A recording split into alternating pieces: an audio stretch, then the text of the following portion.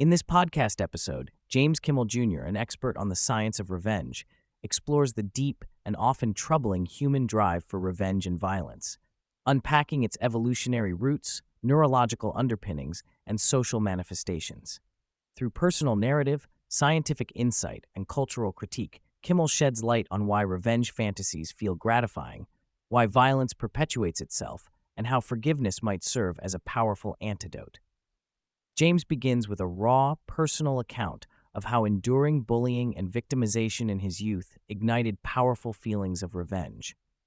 Relocating from the suburbs to a rural farming community at age 12, he encountered social exclusion and escalating harassment, from verbal abuse to physical violence, and even a grievous act where his dog was shot. One night, consumed by rage, he chased his tormentors with a loaded gun, only to halt himself before the irreversible act of violence. This moment of critical insight, recognizing the immense cost of committing murder, showcases the human tension between violent impulses and self-control. It also sets the stage for understanding revenge as an intense, sometimes addictive craving, rather than a simple moral choice. Kimmel explains that revenge likely evolved as an adaptive tool for early humans to enforce social norms and protect vital resources essential for survival, such as mates and food. In harsh prehistoric environments where resources were scarce and social cohesion critical, retaliating against harm was beneficial for individual and group survival.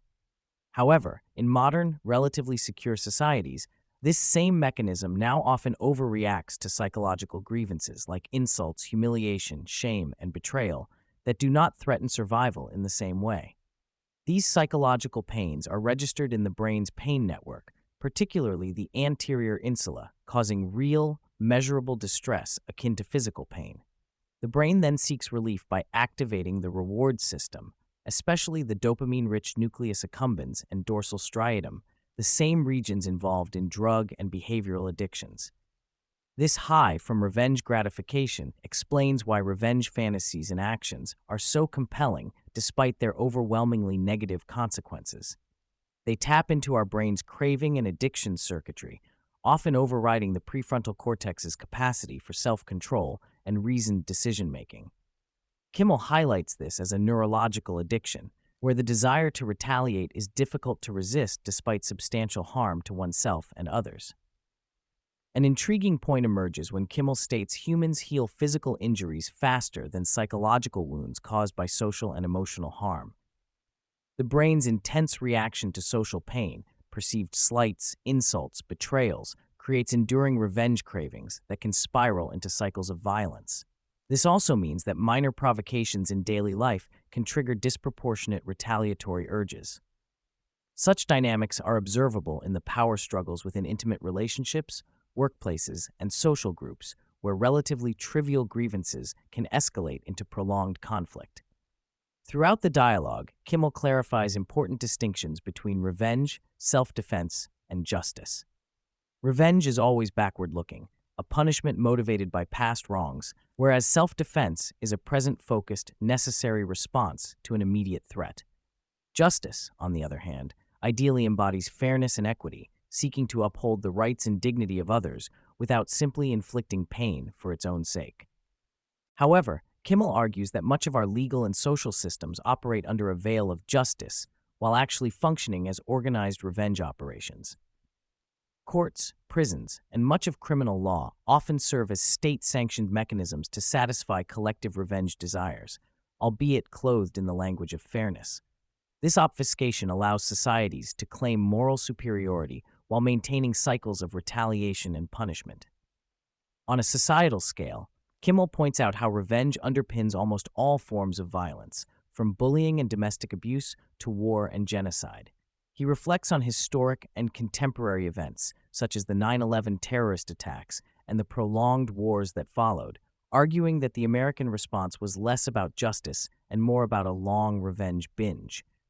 Leaders frame acts of retaliation as justice to preserve moral legitimacy, but are in reality fueling cycles of violence by responding with vengeance. Social media and digital platforms have revolutionized the dynamics of grievance formation and revenge, enabling rapid dissemination of perceived injustices and collective outrage.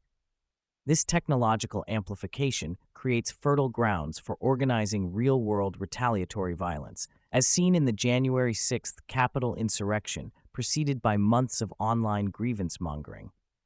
Kimmel also touches on cultural differences, pointing to societies with entrenched blood feuds where revenge is normalized and taught from childhood, compared to others where social norms and legal structures discourage such behavior. Gender differences in empathy during retributive acts are noted, with women reportedly possessing a greater neurological sensitivity to the pain they inflict, potentially leading to earlier cessation of vengeful actions compared to men.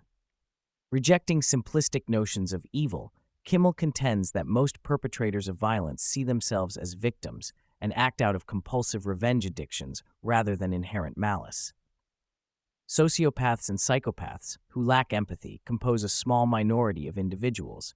The majority of destructive actions emerge from a brain hijacked by grievance and the craving for retribution.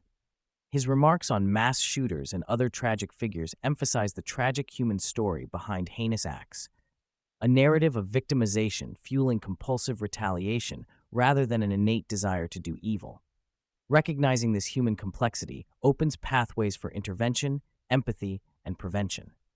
Despite the dark insights into revenge, Kimmel provides a hopeful counterpoint centered on forgiveness. Neuroscientific studies reveal that simply deciding to forgive deactivates the brain's pain centers and craving networks associated with revenge, while activating the prefrontal cortex to restore self-control and executive function. Forgiveness reduces physiological stress, lowers blood pressure, improves sleep, and promotes mental health, making it a powerful antidote to the destructive cycles of revenge.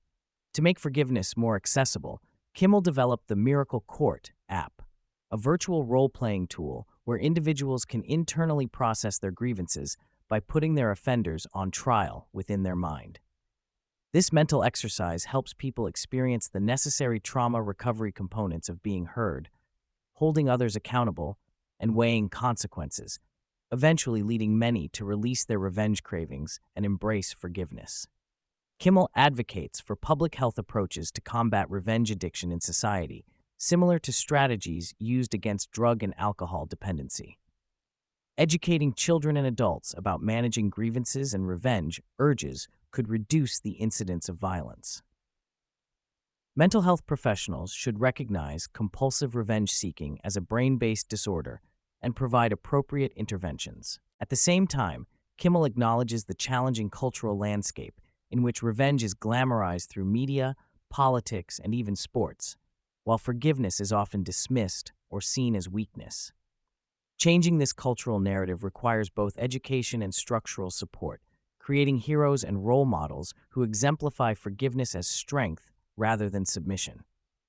In concluding reflections, Kimmel envisions a future where forgiveness and self-regulation are embraced as vital tools for peace and well-being. Drawing from historical precedents such as post-World War II reconstruction and reconciliation, he reminds us that societies can break cycles of retaliation by choosing forgiveness. The challenge lies in educating the public about the neurobiological realities of revenge and forgiveness, reframing ingrained instincts as addictive cravings that can be managed rather than inevitable truths. By recognizing revenge as a powerful, yet ultimately self-destructive addiction rooted within our brains, humanity gains the possibility of harnessing the countervailing power of forgiveness to heal trauma, reduce violence, and foster greater social cohesion.